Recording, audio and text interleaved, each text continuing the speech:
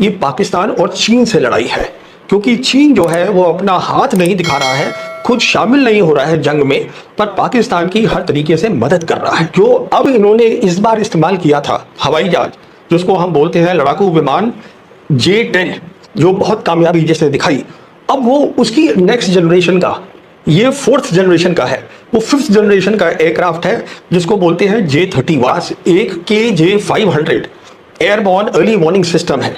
बहुत ज़रूरी होता है ऐसी जंग में, जो आपको बताता है कि टारगेट कहाँ है, टारगेट को कैसे हासिल करना है। वो भी मांग थी, वो भी वो इनको दे देंगे आप। बिल्कुल। लेकिन मैं आपको सुन रहा था और बाकी लोगों को भी सुन रहा था और वे कह रहे थे ये युद्ध नहीं है। बिल्कुल। तो फिर ये क्या था? इसके बाद अगला स्टेप होगा जब दोनों फौजें मोर्चे पर आएंगी, उसे हम कहते हैं प्री वॉर कंडीशन। अच्छा, इसमें पाकिस्तान को फायदा है और पाकिस्तान वो उसमें दो तरीके की आर्मी थी। एक आर्मी है जिसको हम बोलते हैं होल्डिंग फॉर्मेशन।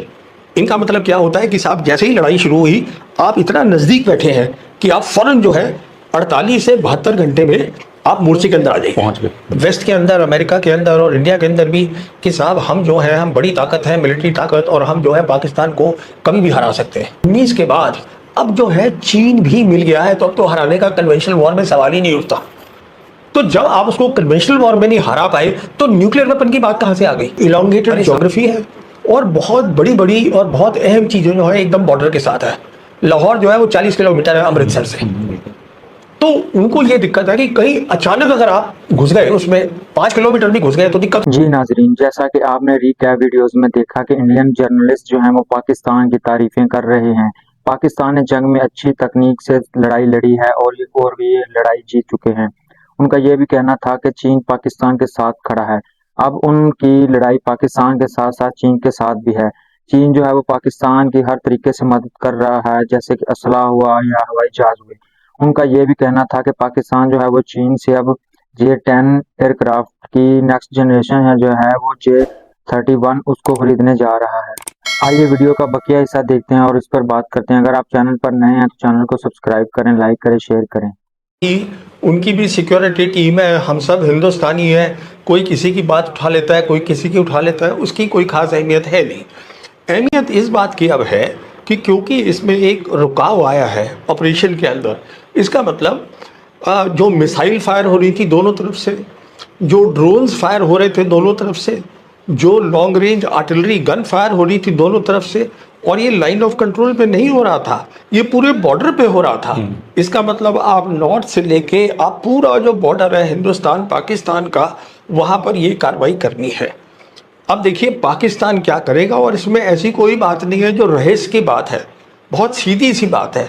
अगर ये न्यू नॉर्मल है, और जैसे अब हम जानते हैं ये पाकिस्तान से लड़ाई नहीं है, ये पाकिस्तान और चीन से लड़ाई है, क्योंकि चीन जो है वो अपना हाथ नहीं दिखा रहा है, खुद शामिल नहीं हो रहा है जंग में, पर पाकिस्तान की हर तरीके से मदद कर रहा है। तो अब जो पाकिस्तान के पास असला है जो न्यू नॉर्मल में काम आएगा, वो क्या है? वो असला ये है कि ड्रोन्स, आज ड्रोन सबसे ज़्यादा चाइना के पास है, अलग अलग टाइप के ड्रोन्स हैं। कमर्शियल ड्रोन में वो नंबर 1 है दुनिया में। कमर्शियल ड्रोन को मिलिट्री वैल्यू बनाने में कोई ज़्यादा वक्त नहीं लगता। टर्की से वो ड्रोन लेंगे, पर पहले मैं चाइना की बात ख़त्म कर लूँ।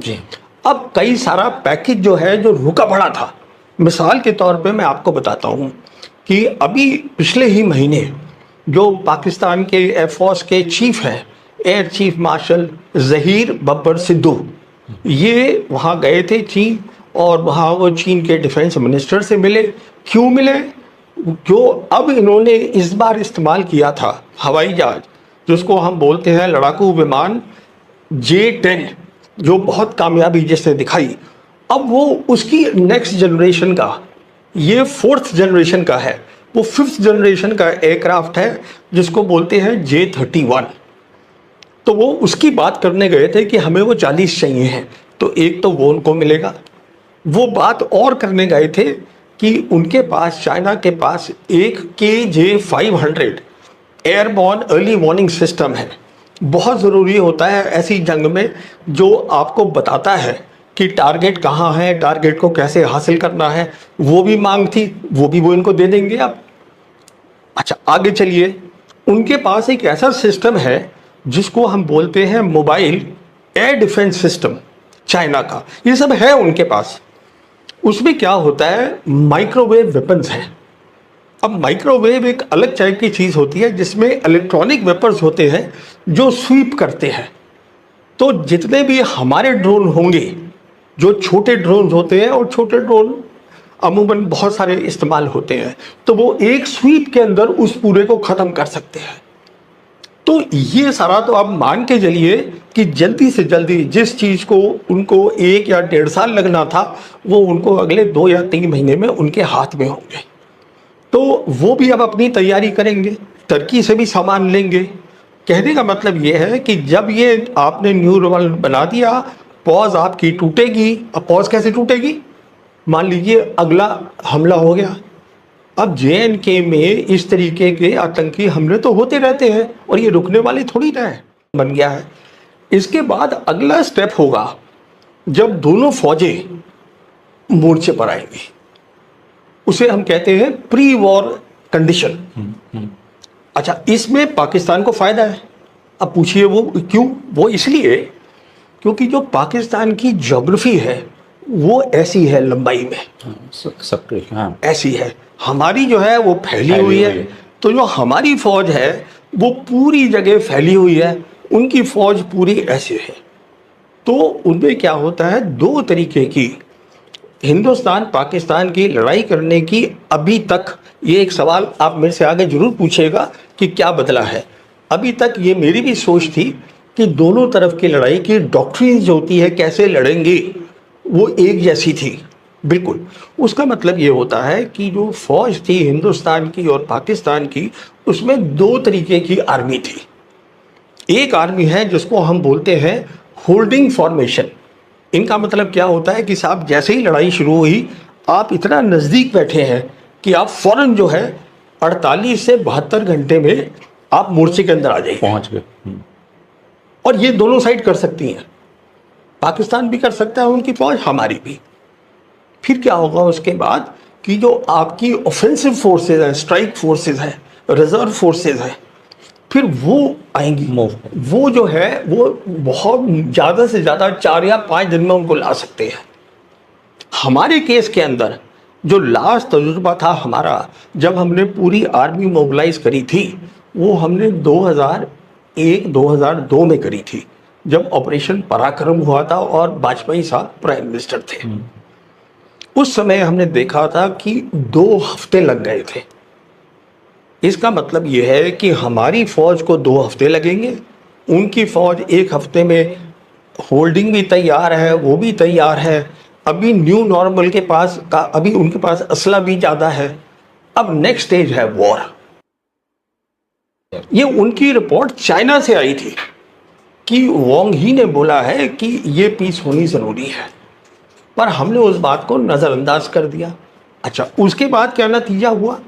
उसके बाद जब हमने उसको नज़रअंदाज किया तो फिर अप्रैल 2022 में, सॉरी 2020 में, फिर चाइना ने, क्योंकि उन्होंने देखा कि ये बिल्कुल ही नज़रअंदाज कर रहे हैं बात को, मैं बीच की बात थोड़ी सी कम काट रहा हूँ, तो उन्होंने वो अपना अप्रैल 2020 के अंदर वो यहाँ आके हमारी ईस्ट लद्दाख में आके वो कब्जा करके बैठ गए। तो कहने का मतलब ये है, उस वक्त से प्रेसिडेंट शी जिनपिंग से लेके नीचे तक सब चाइनीज लीडर ने ये खुलेआम कहा है कि चाइना सपोर्ट करेगा पाकिस्तान की सिक्योरिटी को और सॉवरेनिटी को। अब ये मोदी सरकार की जो सिक्योरिटी टीम है उसको इसका मतलब समझना चाहिए था कि इसका मतलब क्या है।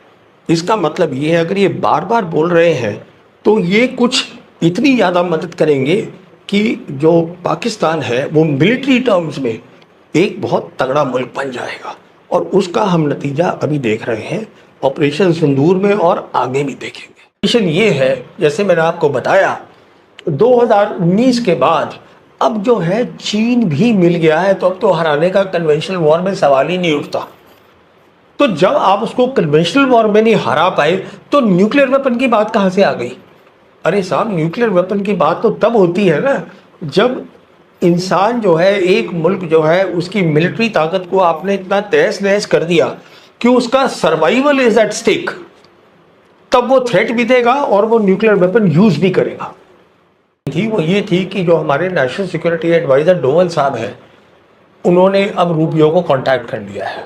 अब वो क्या कर रहे थे दूसरी तरफ मुझे नहीं मालूम। फिर पता चला कि इन्होंने और भी कंट्रीज़ को कांटेक्ट किया है, सऊदीज़ को किया है, यूएई को किया है, टर्की को किया है, सबको, और हर एक से, ये चाइना को किया है, वांग ही से बात करी है। वांग ही और ये जो है वो स्पेशल रिप्रेजेंटेटिव हैं बॉर्डर इशू के ऊपर। तो कहने का मतलब ये है कि हम चाहते थे और वो भी चाहते थे कि ये लड़ाई आगे ना बढ़े, पर सवाल ये है कि इन लोगों को ये कहना, हमारे नेशनल सिक्योरिटी एडवाइज़र को, इन सब से, इसका मतलब क्या निकला?